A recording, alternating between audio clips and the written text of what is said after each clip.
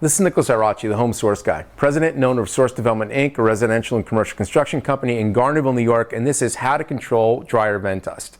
Now, we all have dryers. Occasionally, we get dust from them. It starts at the lint tray. You really want to control it there primarily. Clean the lint tray out at every single load.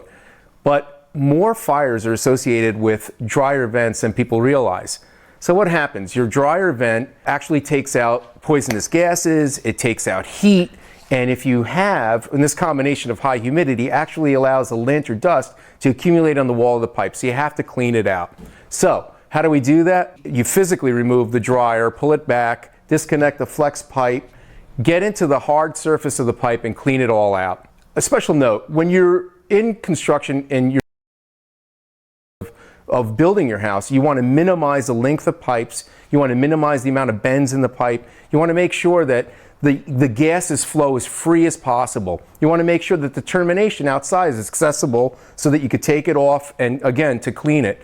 These are things that people ordinarily ignore, which is really a tragedy. If you have a continuous problem, outside of replacing your machine, maybe you want to have a professional look at it to redesign the configuration of the house duct-wise to make sure that the problem gets alleviated.